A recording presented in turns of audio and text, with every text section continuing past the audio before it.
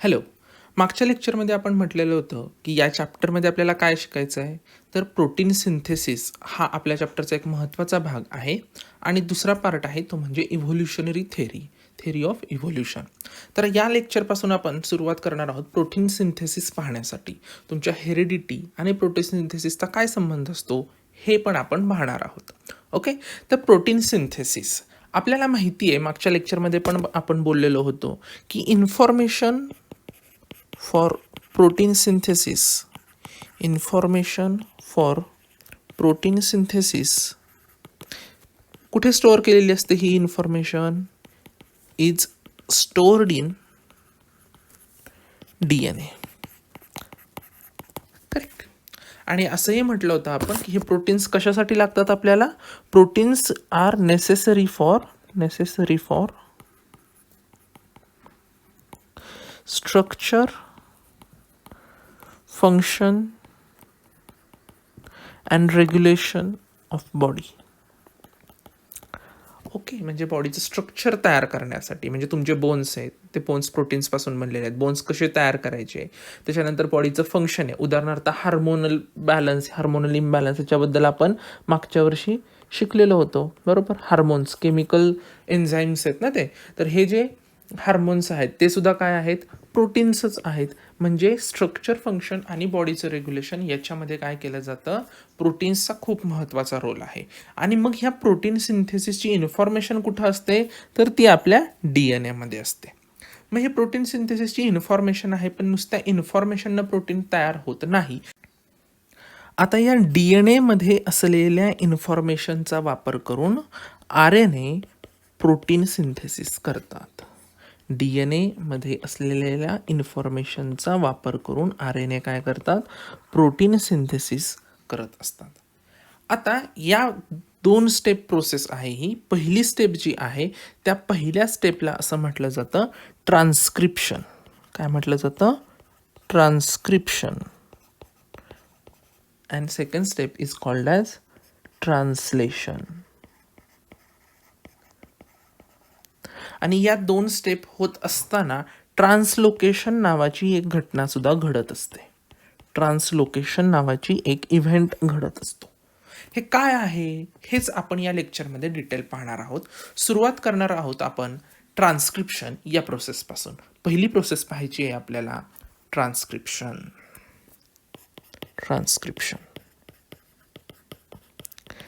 तर मग काय आहे बरं ट्रान्स्क्रिप्शन. तर RNA पॉलिमरेज लिहून घेऊयात. RNA पॉलिमरेज नवीन शब्द आहे तुमच्यासाठी. RNA polymerase builds mRNA. मागच्या वर्षी आपल्याला RNAचे 3 प्रकार झालेले होते, त्यातला एक प्रकार mRNA होता. आठवत असेल तुम्हाला 3 प्रकार. रायबोझोमल RNA, हा मेसेंजर RNA आणि तिसरा म्हणजे ट्रान्सफर RNA. विसरायला नकोत हे प्रकार. ओके. rRNA, mRNA आणि tRNA. त्यातला mRNAचं बिल्डिंग करण्याचं काम हे RNA पॉलिमरेज नावाचं कंपाऊंड करतं. हे काय आहे, एक एन्झाईम आहे. RNA पॉलिमरेज हे काय आहे, एन्झाईम आहे. हे सुद्धा एक काय आहे माहिती आहे का, प्रोटीनच आहे. हे सुद्धा एक प्रोटीन आहे. आणि तुम्ही हे लक्षात ठेवायला हवं की ऑल एन्झाईम्स आर प्रोटीन्स. हे वाक्य तुम्ही कायम लक्षात ठेवायला हवं. जिथं कुठे एन्झाईम सांगितलं जाईल की एखादी गोष्ट एन्झाईम आहे, तर every enzyme is a protein. पण कॉन्व्हर्स ट्रू नाही आहे. Every protein is not enzyme, but every enzyme is protein. Okay. हे माहीत आपल्याला असणं गरजेचं आहे. तर ट्रान्स्क्रिप्शनच्या प्रोसेसमध्ये काय होतं, RNA पॉलिमरेज हे एन्झाईम जे आहे ते DNA कडच्या इन्फॉर्मेशनचा वापर करून mRNAची निर्मिती करतं. ही पहिली स्टेप असते, याला आपण ट्रान्स्क्रिप्शन असं म्हणतो आहोत. आता एक लक्षात घ्यायला हवं आपण, प्रोटीन्स कशापासून बनतात हे माहिती पाहिजे आपल्याला. तर proteins are made up of amino acids.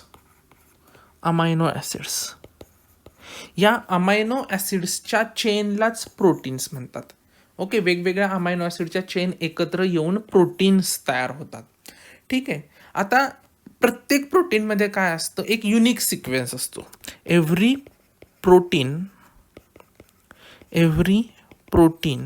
Has unique sequence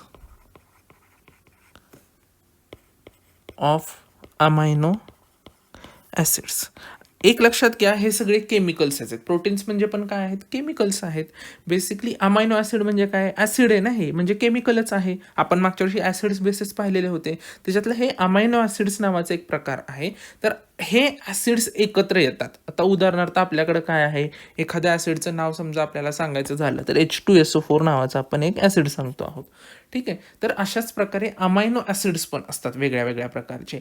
हे अमायनो ॲसिड्स एकत्र येतात आणि यांची एक चेन तयार होते. या चेनला काय म्हणतात, प्रोटीन म्हणतात. या चेनला प्रोटीन म्हणतात. आता हे A, B आणि C असं सपोज 3 अमायनो ॲसिड्स आहेत. तर प्रत्येक एकूण अमायनो ॲसिड ऑलमोस्ट 20च्या आसपास आहेत आपल्याकडे. किती, 20च्या आसपास अमायनो ॲसिड्स आहेत.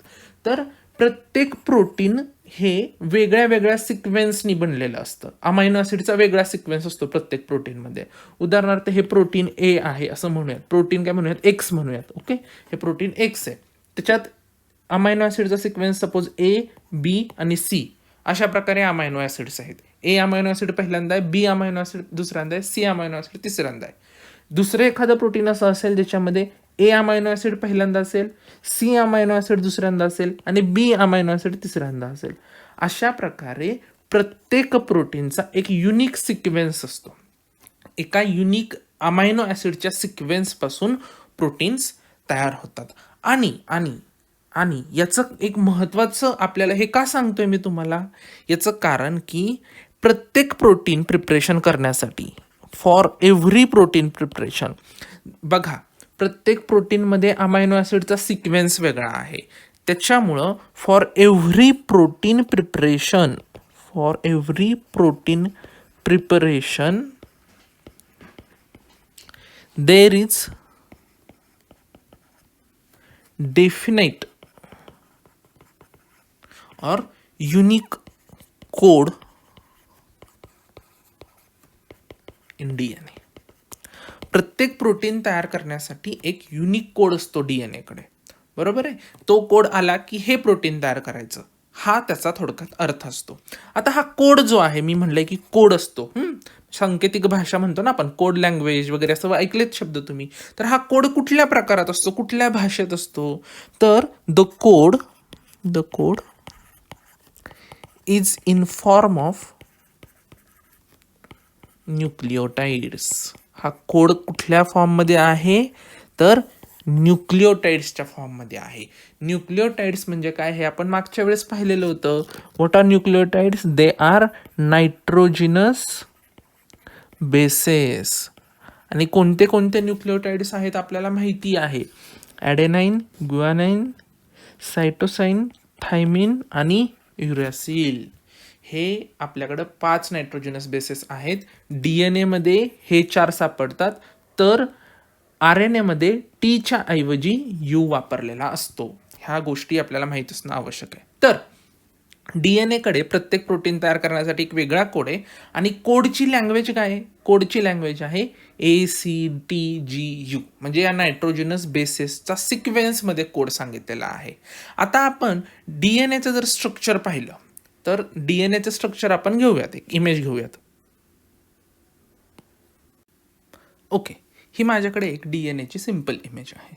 तर काय केलं जातं, तर हे तुम्हाला माहिती की DNAचा हा हेलिक्स आहे, याला काय म्हणतात, डबल हेलिक्स पण म्हणतात कधी कधी. आणि याच्यामध्ये तुम्हाला माहिती किती स्ट्रँड्स आहेत, हा एक आणि हा दुसरा, असे 2 स्ट्रँड्स आहेत. मागच्या वर्षी आपण हे सगळं शिकलोय. आता या 2 स्ट्रँडपैकी only one strand is used in process of transcription. यातल्या एकाच स्ट्रँडचा वापर केला जातो. उदाहरणार्थ आता समजा मी हा स्ट्रँड घेतला इकडे, ओके, हा स्ट्रँड जो आहे या एकाच स्ट्रँडवरचा कोड आपण वापरत असतो. आणि काय केलं जातं, तर प्रोसेस सिम्पल अशी आहे की आपण जे मगाशी एन्झाईम पाहिलं RNA पॉलिमरेज, तर हे RNA polymerase binds to one strand and it and असं म्हणूयात आपण, and it copies the code. DNA कडं जो कोड असतो त्या कोडचं कॉपी करण्याचं काम करतं हे RNA polymerase.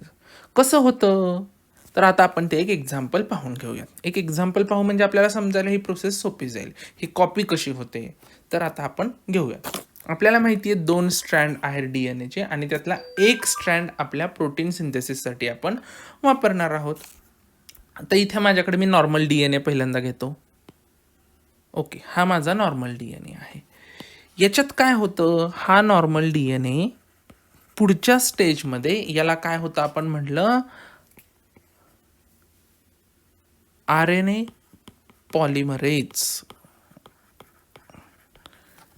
Gets binded. Okay, या नॉर्मल जो आपला DNA आहे त्याला RNA पॉलिमरेज बाइंड केलं जातं. आणि मग काय होतं बाइंड केल्यानंतर, तर बाइंड केल्यानंतर ज्या भागामध्ये RNA पॉलिमरेज बाइंड झालेलं आहे तो भाग असा एकमेकांपासून लांब गेल्यासारखा दिसतंय. हे आपलं हा स्ट्रँड असा इथे होता, हा काय झाला एकमेकांपासून लांब झाला. वितळल्यासारखी ही प्रोसेस होते. दोन्ही एकमेकांपासून लांब जातात. असे काय होतात, सेपरेट होतात. टेम्पररी सेपरेशन असतं, सेपरेट होतात टेम्पररी.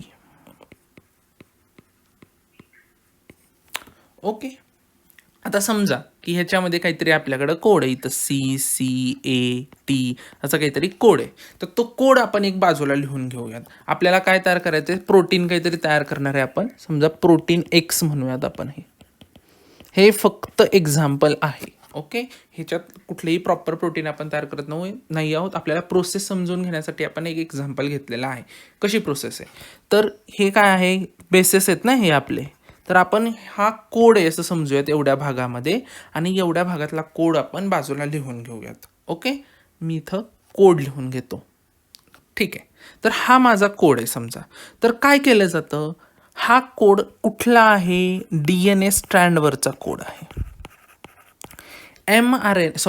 आता हा जो RNA पॉलिमरेज काय करणार आहे, RNA polymerase copies this code. पण तो जसाच्या तसा कॉपी नाही करत. तो कॉपी करत असताना काय केलं जातं बघा, आता आपण प्रोसेस पाहणार आहोत. RNA पॉलिमरेज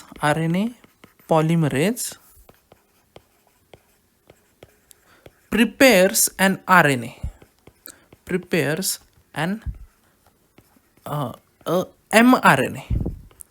mRNA मेसेंजर RNAचा एक स्ट्रँड तयार केला जातो. आपल्याला माहिती आहे mRNA काय असतो, सिंगल स्ट्रँडेड आहे. तर RNA पॉलिमरेज mRNAचा एक स्ट्रँड तयार करतं या ओरिजिनल कोडपासून. आणि हा जो स्ट्रँड आहे त्याच्यावरचा कोड काय असतो, कॉम्प्लिमेंटरी असतो. म्हणजे इथं C आहे तर Cला कॉम्प्लिमेंटरी आपल्याला माहिती आहे G असतं. इथं A आहे तर Aला कॉम्प्लिमेंटरी काय असतं आपल्याकडं T असतं. पण RNA मध्ये आपल्याला माहिती आहे RNA मध्ये Tच्या ऐवजी युरॅसिलचा कोड आपण घेत असतो. काय घेत असतो, युरॅसिलचा कोड घेत असतो. सो RNA पॉलिमरेज काय करतं, हा आपला DNA स्ट्रँड आहे त्याच्यावरचा कोड अशा प्रकारे कॉपी करत जातं. कॉम्प्लिमेंटरी स्ट्रँड तयार करत जातो. कॉम्प्लिमेंटरी म्हणजे काय, इथं C असेल तर Cला कॉम्प्लिमेंटरी G असतं. हे आपल्याला मागच्या वर्षी शिकलो आपण. Aला कॉम्प्लिमेंटरी काय असतं, T असतं. Cला कॉम्प्लिमेंटरी G असतं आणि व्हाईस वर्सा. G असेल तर C, T असेल तर A. पण RNA तयार करायचं असेल तर आपण T वापरू शकत नाही. समजा इथं पुन्हा A आलंय तर मी इथं T नाही घेऊ शकत आहे. ओके, मी इथं काय घेऊ लागणार आहे, मला युरॅसिल घ्यावं लागणार आहे. अशा प्रकारे कॉम्प्लिमेंटरी स्ट्रँड तयार करतं. हा स्ट्रँड कशाचा असतो, mRNAचा स्ट्रँड असतो. मी हा बाजूला काढून घेतलेला आहे, तुम्हाला दाखवतो कशा प्रकारे असणार आहे. ठीक आहे, अशा प्रकारे एक स्ट्रीप तयार होणार आहे आपली mRNAची. दिसती ही स्ट्रीप आपल्याकडं, मी जे लिहित होतो तेच इथं मी लिहून व्यवस्थित बाजूला काढलेलं आहे. अशा प्रकारे mRNAची आपल्याकडं स्ट्रीप तयार होते. आता याच्यामध्ये बघा काय होतंय, आपण जर नीट विचार केला तर याच्यामध्ये फक्त कॉपिंगचं काम होतंय. कसलं काम होतंय? फक्त कोड कॉपी केला जातोय. याच्यामध्ये आपला ओरिजिनल कोड कशामध्ये आहे बघा बरं, CA म्हणजे न्यूक्लिओटाइडच्या भाषेत आहे. बरोबर, कसल्या भाषेत आहे? लँग्वेज ऑफ न्यूक्लिओटाइड्स, न्यूक्लिओटाइडच्या लँग्वेजमध्येच आहे. आणि इथं आलेला जो कोड आहे आपला तो पण CGUA म्हणजे कशाच्या भाषेत आहे? न्यूक्लिओटाइड्सच्या भाषेत आहे. म्हणजे फक्त काय झालं? कॉपी केला कोड. काय केला? कॉपी केला कोड. ह्याला म्हणतात ट्रान्स्क्रिप्शन. ट्रान्स्क्रिप्शन ट्रान्स्क्रिप्शनचं जर लिटरल मिनिंग मी बघायला गेलो, लिटरल मिनिंग म्हणजे काय? ट्रान्स्क्रिप्शनचा इंग्रजीतला साधा अर्थ घेतला तर ट्रान्स्क्रिप्शन म्हणजे उतरवून घेणे. उतरवून घेणे. भाषणाचं ट्रान्स्क्रिप्शन असतं. एखादा व्यक्ती मोठा स्पीच देतोय तर त्याचं स्पीच तुम्हाला रिटर्न फॉर्ममध्ये घ्यायचं असेल तर त्याला काय म्हणतात? ट्रान्स्क्रिप्ट करून घेऊयात. हे स्पीच काय करूयात? ट्रान्स्क्रिप्ट करूयात याची. किंवा तुम्ही आता जर पाहिलं की खूप सारे आता ऑनलाईन लेक्चर्स असतात, तर ऑनलाईन लेक्चर्स काही लोकांना जर व्हिडिओ बघणं शक्य नसेल तर काय केलं जातं? त्या व्हिडिओ लेक्चरची ट्रान्स्क्रिप्शन PDF मध्ये प्रोव्हाइड केली जाते. ट्रान्स्क्रिप्शन म्हणजे काय? कॉपिंग. जसंच्या तसं कॉपी करणं, त्याच्यात काही बदल नाही केलेला. ओके, कॉपी केलेला आहे फक्त कोड. त्याची लँग्वेज पण सेम आहे. इथं कुठली होती? न्यूक्लिओटाइड्स ACGTच्या भाषेतला कोड होता. इथं पण ACGTच्या ऐवजी फक्त U. त्याचं कारण काय की mRNA मध्ये आपण फक्त यूज घेऊ शकतो किंवा कुठल्याही RNA मध्ये T आपल्याला घेता येऊ शकत नाही. ओके, आता एक प्रश्न उरतो की हे जे तो तयार करतो आहे, हे mRNA जे तयार करतोय त्याच्यामध्ये त्याला न्यूक्लिओटाइड्स लागणार आहेत. GUCCA हे न्यूक्लिओटाइड्स त्याला लागणार आहेत ना. मग हे न्यूक्लिओटाइड्स या RNA पॉलिमरेजला मिळतात कुठून? हा साधा सोपा प्रश्न आहे. मी इथं बाजूला ती डायग्राम पण काढून घेतो, आपल्याला समजायला सोपं होईल. ओके, अशा प्रकारे प्रोसेस चाललेली आहे आणि इथं RNAचा एक स्ट्रँड तयार होतो आहे. RNAचा काय होतंय? स्ट्रँड तयार होण्याचं काम सुरू आहे. पण प्रश्न असा आहे की RNA चा स्ट्रँड तयार कोण करत आहे? तर हा RNA पॉलिमरेज जे आहे ते तयार करत आहे. पण हे तयार करत असताना इथं लागणारे जे GCUA हे जे काही न्यूक्लिओटाइड्स आहेत ते न्यूक्लिओटाइड्स येतात कुठून? तर ही सगळी प्रोसेस कुठं चाललेली आहे? सेलमध्ये चाललेली आहे. सेलच्या न्यूक्लियसमध्ये चाललेली आहे. तर या न्यूक्लियसमध्ये, सेलच्या न्यूक्लियसमध्ये फ्रीली मुव्हिंग न्यूक्लिओटाइड्स असतात. हे न्यूक्लिओटाइड्स म्हणजे हे नायट्रोजिनस बेसेस जे आहेत ते सेलच्या न्यूक्लियसमध्ये फिरत असतात आणि हे फिरत असणारे जे न्यूक्लिओटाइड्स आहेत ते RNA पॉलिमरेज काय करतो? इथं अशा सिक्वेन्समध्ये लावून घेतो. युकॅरियोटिक आणि प्रोकॅरियोटिक तुम्हाला माहिती आहे. तर युकॅरियोटिकमध्ये हे न्यूक्लियसमधून येतात, हे जे काही न्यूक्लिओटाइड्स आहेत ते, आणि प्रोकॅरियोट्समध्ये सायटोसोल नावाचा भाग असतो. सायटोसोल ह्याचे काही इतकं डीप जाण्याची गरज नाही आपल्याला. मी जस्ट एक तुम्हाला कानावर पडलेला असावा शब्द म्हणून मी तुम्हाला सांगून ठेवला आहे. पण इम्पॉर्टंटली आपण सध्या एवढं तर लक्षात ठेवूयात की हे न्यूक्लियसमध्ये फिरत असतात हे न्यूक्लिओटाइड्स. ते RNA पॉलिमरेज काय करतो? DNA वरच्या कोडनुसार mRNA तयार करत असताना एका सिक्वेन्समध्ये हे न्यूक्लिओटाइड्स तो लावून घेतो. ठीक आहे, आता मगाशी मी पुन्हा एकदा सांगितलं ते एम्फसाइज करतोय की tRNA आपला mRNA जेव्हा आपण तयार करतोय किंवा कुठलाही RNA तयार करतो तेव्हा आपल्याला थायमाइन वापरता येत नाही, युरॅसिल वापरणं गरजेचं असतं. ठीक आहे, सो सिम्पल. आत्ता आपण काय पाहिली? ही ट्रान्स्क्रिप्शनची प्रोसेस आहे. ट्रान्स्क्रिप्शन म्हणजे काय आहे? उतरवून घेणे, कॉपिंगची प्रोसेस आहे. DNA कडचा कोड RNA पॉलिमरेज mRNAच्या फॉर्मॅटमध्ये एक उतरवून घेतो, कॉपी करतो. आपल्या एकूण प्रोटीन सिंथेसिसचा एक पार्ट झाला. आता एक पार्ट झाला, हा फर्स्ट पार्ट आहे. याला म्हणायचं ट्रान्स्क्रिप्शन. काय म्हणायचं याला? ट्रान्स्क्रिप्शन. फक्त उतरवून घेणं, कॉपिंग आहे. एक लक्षात घ्या मी का म्हणतोय, कारण पुन्हा एकदा मी सांगतो की ओरिजिनल DNA जो होता त्याची लँग्वेज काय होती, न्यूक्लिओटाइड्सची लँग्वेज होती. त्याची लँग्वेज काय होती, न्यूक्लिओटाइड्सची लँग्वेज होती. नंतर जो mRNA तयार झाला त्याच्यामध्ये लँग्वेज काय आहे, तर न्यूक्लिओटाइड्सचीच आहे. न्यूक्लिओटाइड्सपासूनच बनलेला आहे ना तो. इकडं जो कोड होता तोच इकडं मी आणला, त्याची लँग्वेज सुद्धा बदललेली नाहीये, सेम लँग्वेजमध्ये कोड आहे. न्यूक्लिओटाइड्स टू न्यूक्लिओटाइड्स, फक्त काय केले, उलटं केलेलं आहे. कोडच आहे, जसं तसा कॉपी करून घेतलेला आहे. याला म्हणायचं ट्रान्स्क्रिप्शन, उतरवून घेणं. पुढची ही जी प्रोसेस आहे ही बेसिक प्रोसेस आहे. आत्ता आपण जे शिकतोय ते खूप सिम्पल प्रकारे शिकलेलो आहे. ह्याची कॉम्प्लेक्सिटी वाढत जाते ऑर्गॅनिझमनुसार. युकॅरियोटिक्समध्ये आणखी कॉम्प्लेक्स प्रोसेस आहे, पण ती तुम्ही 11वी-12वीमध्ये शिकाल. ओके, आत्ता आपल्याला हे जे माहिती झालं की कॉपिंगची प्रोसेस होते ट्रान्स्क्रिप्शनमध्ये, काय काय पॉईंट्स लक्षात ठेवायचे ते पुन्हा एकदा पाहूयात. कॉपिंगची प्रोसेस आहे ट्रान्स्क्रिप्शन म्हणजे काय आहे, कॉपिंगची प्रोसेस आहे. या कॉपिंगच्या प्रोसेसमध्ये महत्त्वाचा एलिमेंट कोण आहे, तर हा RNA पॉलिमरेज. हा RNA पॉलिमरेज सगळ्यात महत्त्वाचा एलिमेंट आहे. त्याच्यानंतर हा RNA पॉलिमरेज DNA जेव्हा बाइंड होतो, बरोबर आहे, पहिल्यांदा काय होतं, तो बाइंड होतो. बाइंड झाल्यानंतर RNA काय होतो, DNA काय होतो, असा लांब लांब जातो. DNAचे 2 स्ट्रँड्स लांब जातात आणि त्यातला एक स्ट्रँडवरचा कोड आपण कॉपी करतो. एका स्ट्रँडवरचा कोड आपण कॉपी करतो. mRNA तो कोड कॉपी करत असतो. म्हणजे काय होतं, RNA पॉलिमरेजच हा कोड कॉपी करतो आणि mRNA तो तयार करतो. आणि ते तयार करताना तो काय घेतो, न्यूक्लिओटाइड्स वापरतो. काय वापरतो, न्यूक्लिओटाइड्स वापरतो. ही न्यूक्लिओटाइड्स कुठून मिळतात त्याला, तर न्यूक्लियसमध्ये फ्रीली मुव्हिंग असतात, ते मोकळे फिरत असतात. म्हणजे तो ते काय करतो, गोळा करतो आणि इथं एक mRNA तयार करतो. इथं बघा, आणि हा mRNA जसं जसं स्ट्रँड तयार होईल तसं तसं तसं हा RNA पॉलिमरेज पुढे पुढे पुढे सरकत जातो. जिथपर्यंत आपल्याला कॉपी करायचा आहे कोड एका प्रोटीनसाठी किंवा एका अमायनो ॲसिडसाठी, जेवढा कोड लागणार आहे तेवढा तो कॉपी करत करत करत पुढे पुढे जातो. आता हा इथं बॉल आहे, हा थोड्या वेळाने पुढे सरकेल, थोड्या वेळाने पुढे सरकेल.